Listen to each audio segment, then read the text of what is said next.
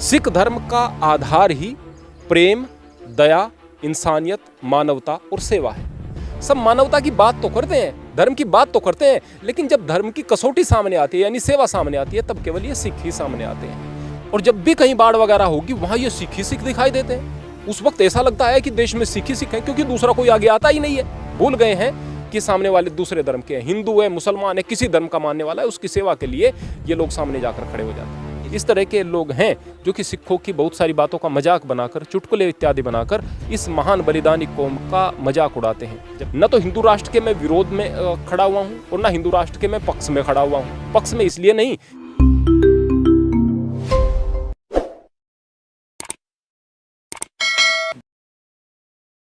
नमस्कार, स्वागत है आप सभी का हिंदुस्तान 24 पर और मैं आप सबके साथ विपिन चौधरी।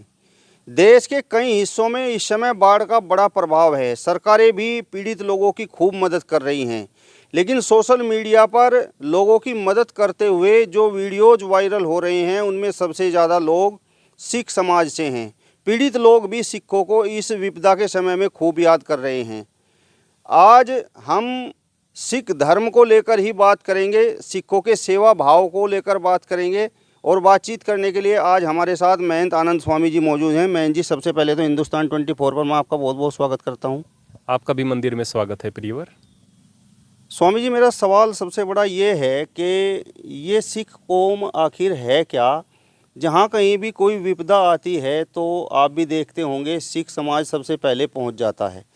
तो जो पीड़ित लोग हैं, सरकार के बाद अगर सबसे ज़्यादा किसी को पसंद करते हैं, किसी को याद करते हैं, तो सिख धर्म है। तो इसके पीछे कारण आखिर क्या है? सबसे पहले तो मैं आपको बता दूं प्रियवर, आपका पहला सवाल है कि ये सिख कौम आखिर है क्या। मैं आपको सबसे पहले बता दूं कि हमारी सनातन संस्कृति संसार में सबसे प्राचीन है। भले ही कोई किसी भी प्रकार के बेवकूफ़ाना तर्क देता रहे कि ये प्राचीन, वो प्राचीन वगैरह वगैरह, इस बात में कोई शक नहीं है कि सनातन संस्कृति, सनातन धर्म सबसे प्राचीन है। अब जो चीज़ प्राचीन है उसमें कमियां भी बहुत ज़्यादा आती हैं। आपके पास अगर पुरानी गाड़ी है तो ज़्यादा ख़राब होगी, इस बात में शक नहीं है। आपके पास में कोई पुरानी चीज़ है तो ख़राब ज़्यादा होगी, इस बात में शक नहीं है। तो सनातन संस्कृति के अंदर बार बार बहुत सारी कमियां आई हैं, बहुत सारी कुरीतियाँ आई हैं और इस तरह की स्थिति भी आई है कि यहाँ पर जातिवाद के कारण, यहाँ पर अन्य और दूसरे के चीज़ों के कारण आदमी और आदमी में विभेद हुआ है, क्रूर प्रथाएँ भी आई हैं और धर्म के नाम पर पाखंड भी खूब चले हैं। तो उन पाखंडों को दूर करने के लिए समय समय पर समाज सुधारक आते रहे हैं। महात्मा बुद्ध जैसे भगवान कहे जाने वाले जो सोशल रिफॉर्मर कह सकते हैं, साक्षात परमात्मा का स्वरूप धरती पर आए हैं।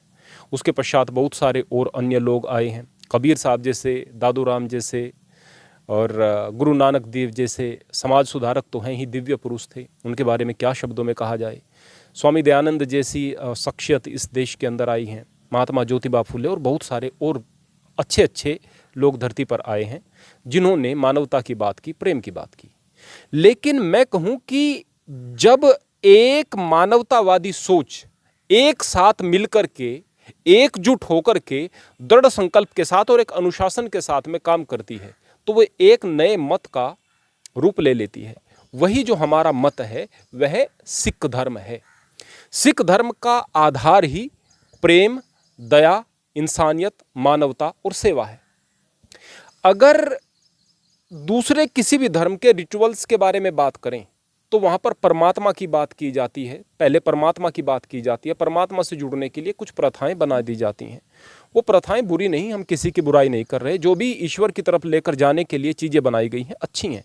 लेकिन यहाँ पर गुरु नानक देव ने न केवल इंसानियत का पाठ पढ़ाया बल्कि बताया कि सेवा सबसे पहला जो है कर्मकांड है। दूसरे कर्मकांड जो मिथ्या हैं, जो निरर्थक हैं, उनको छोड़ करके यदि आप सेवा को अपना लोगे तो परमात्मा के करीब चले जाएंगे। जो नर सेवा ही नारायण सेवा, यह सनातन धर्म की एक प्रमुख विशेषता होती थी जिसको कि सनातन धर्म के लोगों ने भुला दिया था। उसको पुनः गुरु नानक देव जी ने जीवित किया था और उसके पश्चात हमारे 10 गुरुओं ने कुर्बानियाँ दी, त्याग किया, लेकिन धर्म की रक्षा के लिए, इंसानियत की रक्षा के लिए और इंसान की रक्षा के लिए अपना खून तक बहाने के लिए पीछे नहीं हटे। दशमेश पिता श्री गुरु गोविंद सिंह जी महाराज ने अपने चारों पुत्रों का बलिदान दिया, अपने पूरे परिवार का, माता का, पिता का, पूरे परिवार का, सर्वंश बलिदानी थी तो पूरे परिवार का बलिदान दे दिया। अगर बात करें पंचम पातशाही श्री अर्जुन देव जी महाराज, हिंद दी चादर उन्हें कहा जाता है, उन्होंने किस तरह से बलिदान दिया। अगर बात करें गुरु तेग बहादुर जी, आप उनके बलिदानों को नहीं गिन सकते। तो जब मानवता के लिए अपने शीश तक देने की कोई परंपरा है तो वहाँ तो प्रेम होगा ही, वहाँ तो दया होगी ही। तो सिख कम्युनिटी आज भी हमें सबसे आगे दिखाई देती है। अगर कहीं पर बाढ़ पीड़ित हो, कहीं पर किसी प्रकार से संकट आता है, भूकंप इत्यादि का संकट आता है, कहीं महामारी फैली हुई है, जहां आदमी सताए हुए हैं, तकलीफ में हैं, मर रहे हैं, वहां पर सिख कम्युनिटी आकर खड़ी हो जाती है। यही नहीं, आप चंडीगढ़ पीजीआई के सामने चले जाइएगा, भूखे हैं, गरीब हैं। जब आदमी अपना बीमार होता है ना, तो उसको बचाने के लिए आदमी तड़पता है, और वो पैसे के लिए मोहताज होता है। गरीब आदमी, उसके पास खाना खाने के लिए वो पैसा नहीं होता। वो सोचता है कि मैं 2 दिन भी भूखा रह लूँ, लेकिन 2 स्ट्रिप अगर दवाइयों की मैं इसकी व्यवस्था कर लूँ तो मेरे मरीज की जान बच जाएगी।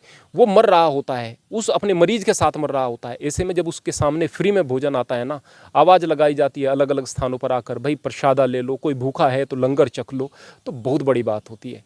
आप यहीं की बात ना करें, अलग अलग अस्पतालों में इस तरह की व्यवस्था हमारे सिख समाज के वीरों ने की है। मैं बहुत साधुवाद देता हूँ, और सबसे बड़ी वीरता यही है, सबसे बड़ी बहादुरी यही है, सबसे बड़ी मानवता यही है, और सबसे बड़ी पूजा यही है। और बार बार इसको सिख समाज जो है साबित करता हुआ नजर आता है। स्वामी जी, आपने वीडियो जरूर देखे होंगे जिस तरीके से बाढ़ का प्रभाव कुछ राज्यों में है, और सिख समाज के लोग अपने ट्रैक्टरों में भर भर के बोरे एक तरह से पीड़ित लोगों को बांट रहे हैं, बाढ़ में खड़े हुए हैं। एक तरह से सरकार की तरह वो लोग काम कर रहे हैं। मैं आपसे बता दूं कि वो सरकार की तरह काम बिल्कुल नहीं कर रहे, वो सरकार से बेहतर काम कर रहे हैं। कारण क्या है? सरकार की चूक मैं नहीं निकालूंगा। जहां पर जिसकी भी सरकार है, वो निश्चित रूप से अपनी तरफ से बेहतर ही कर रही है बाढ़ पीड़ित के लिए। दूसरे जो आपदा होती है ना, प्रियवर, वहाँ सरकार काम नहीं कर सकती है, वहाँ इंसानियत, वहाँ समाज ये ज़्यादा काम कर सकता है। सरकार के काम है कि वो बड़े इंफ्रा को खड़ा करे, सरकार के काम है कि वो मेडिकल फैसिलिटीज़ की तरफ ध्यान दे, सरकार के काम है कि वो बिजली आदि की व्यवस्था करे, सरकार के काम है कि वो स्वास्थ्य सेवाओं की तरफ ध्यान दे, सरकार के काम है कि भाई वो चीज़ें जो कि हमारी रोज़मर्रा की हैं उनकी व्यवस्था करे, एजुकेशन की व्यवस्था करे। लेकिन जब बाढ़ आएगी तो न तो इंफ्रा कहीं दिखाई दे रहा है, न सड़कें दिखाई दे रही हैं, न स्वास्थ्य सेवाएं, सब कुछ तहस नहस हैं, बिजली वगैरह की व्यवस्थाएं। जो सरकार के काम है वो तो आपदा तहस नहस कर देती है। सरकार हर वक्त आपकी सहायता के लिए नहीं खड़ी रह सकती, हर वक्त किसी को भोजन नहीं बांट सकती है, हो ही नहीं सकता है, संभव ही नहीं है, बहुत बड़ी आबादी है। तो यहाँ पर समाज का काम होता है कि समाज आगे आए और वह जो है सेवा में खड़ा हो जाए। अब हमारे देश के अंदर कितने मुट्ठी भर सिख हैं हमारे देश के अंदर। अब ये मुट्ठी भर सिख, और जब भी कहीं बाढ़ वगैरह होगी वहाँ ये सिख ही सिख दिखाई देते हैं। उस वक्त ऐसा लगता है कि देश में सिख ही सिख हैं, क्योंकि दूसरा कोई आगे आता ही नहीं है। सब मानवता की बात तो करते हैं, धर्म की बात तो करते हैं, लेकिन जब धर्म की कसौटी सामने आती है, यानी सेवा सामने आती है, तब केवल ये सिख ही सामने आते हैं। तो दूसरे लोग भी हैं। अभी जैसे कोरोना है, कोरोना में इस्कॉन मंदिरों ने बहुत सारा खाना खिलाया है, बहुत सारे लोगों के पेट भरे हैं। अभी जो हमारा राधा स्वामी सत्संग व्यास है, उसने बहुत ज़्यादा काम किया है। जब कोरोना का संकट आया था तो अपने दरवाजे खोल दिए थे। अन्य आपदाओं में आगे आते हैं, लेकिन वो आपदाएं सीमित हैं। मान लिया कोई बड़ी आपदा आ गई तो वहाँ पर हो गया काम। बात है तब जबकि बाढ़ पीड़ित हैं, बात है तब कहीं हैजा पीड़ित हैं, बात है तब कोई महामारी आई है, बात है तब जब कहीं संकट आया है, और बात तब भी है कि सामने मुसलमान हैं, कोई हिंदू नहीं है, कोई सिख नहीं है, उनकी सेवा कर रहे हैं। भूल गए हैं कि सामने वाले दूसरे धर्म के हैं, हिंदू है, मुसलमान है, किसी धर्म का मानने वाला है, उसकी सेवा के लिए ये लोग सामने जाकर खड़े हो जाते हैं। किसी प्रकार का कोई भेदभाव नहीं है, ऊंच नीच नहीं है, धर्मवाद नहीं है, हिंदू मुस्लिम नहीं है, सभी की सेवा में लगे हुए हैं। जी हाँ, सभी की सेवा में लगे हुए हैं। थोड़ा सा दिक्कत की बात यह है कि जब हम कुछ चंद उन लोगों को देख लेते हैं जो कि खालिस्तानी हैं, जो कि देश में अलगाववाद की बात करते हैं, और उनको देखकर हम पूरी सिख कम्युनिटी को गलत समझने लगते हैं, तो वहाँ पर दिक्कत की बात आ जाती है। कारण ये है, ऐसा नहीं कि हम किसी व्यक्ति को धर्म से नहीं जोड़ सकते, जोड़ना पड़ेगा। जिस धर्म का है और गलत आदमी धर्म से जुड़ता है, लेकिन फिर उसी धर्म के मानने वाले लोगों के जो ज़्यादातर काम है वो भी तो दिखने चाहिए ना। जो 1-2 बयान है वो तो दिख रहे हैं, लेकिन जो ज़्यादातर काम है वो नहीं दिख रहे हैं। तो ज़्यादातर काम भी दिखने चाहिए, चाहे देश के लिए बलिदान देने के लिए बात हो, या देश की सेना में अपनी सेवाएं देने की बात हो, या देश की आज़ादी में फांसी के फंदों को चूमने की बात हो, या कहीं पर सेवा करने की बात हो। सिख समाज सर्वदा आगे रहा है। मतलब सिख समाज का उद्देश्य केवल प्रेम बांटना है, लोगों की सेवा करना है। सेवा, हमारी जो सिख संस्कृति है, हमारे गुरुओं की जो शिक्षा है, उसमें सेवा, प्रेम, समानता ये प्रमुख रूप से है। उसके बाद चीज़ें जो आती हैं वह है अंधविश्वास का उन्मूलन। आप अगर किसी गुरुद्वारे के अंदर जाओगे तो आपको ऐसा लगेगा कि वहाँ पर एक पत्ता तक दिखाई नहीं देता है, गंदगी का एक पत्ता तक दिखाई नहीं देता है। हमारे यहाँ पर मंदिरों में देखते हैं, ये बात अलग है कि हम सफाई कर रहे हैं, मंदिरों में देखते हैं पूजा करने के लिए आए, भगवान शिव का अभिषेक किया, बहुत सारी चीज़ें वहाँ पर चढ़ा दी, बहुत सारा नैवेद्य चढ़ा दिया, ऊपर से शहद डाल दिया, ऊपर से दही डाल दी इसलिए कहूँगा, चढ़ा दी इसलिए नहीं कहूँगा, क्योंकि भाव नहीं है, बस सोच रहे हैं कि इससे हमारी मनोकामना पूरी हो जाएंगी। यानी फिर चढ़ाना नहीं, फिर डालना हो गया वो। तो इस तरह से करके चले गए। इस बात के बारे में सोचा है कि अगला जो पूजा करने वाला आएगा वो कहाँ पर किस प्रकार करेगा, या फिर कल तक यहाँ पर क्या हाल होगा, नहीं, देखना नहीं है। अगर कोई साफ करने वाला न हो तो वहाँ पर कीड़े चल जाएंगे। तो जो वहाँ साफ कर रहा है, सेवा तो वो कर रहा है ना, पूजा तो वो कर रहा है ना, जो अगले दिन की पूजा की आपकी व्यवस्था कर रहा है। लेकिन आप किसी गुरुद्वारे के अंदर चले जाइएगा, वहाँ बिल्कुल शांति भी दिखाई देगी और अनुशासन भी दिखाई देगा, बैठोगे तो मन भी लगेगा। मैं बात केवल सेवा की नहीं कर रहा हूँ, बहुत सारी ऐसी चीज़ें हैं जो अनुकरणीय हैं, जो कि पूरे विश्व को सीखनी चाहिए हमारे सिख समुदाय से। और सिख संस्कृति एक ऐसी संस्कृति है, मैं कहूँ कि पूरी दुनिया में अगर कोई एक धर्म हो जाए तो क्या मानवता बन जाएगी? बोले धार्मिक आधार पर, बुरे आदमी हर स्थान पर होंगे, लेकिन धार्मिक शिक्षाओं के आधार पर नहीं बनेगी। कारण क्या? क्योंकि किसी को छोटा, किसी को बड़ा, किसी को काफिर, किसी को मुस्लिम करके कोई धर्म देखेगा, कोई धर्म किसी को जाति के आधार पर देखेगा, कोई किसी आधार पर देखेगा। लेकिन सिख संस्कृति में क्या होगा? वहाँ पर प्रेम की बात होगी, दूसरे के सहयोग की बात होगी।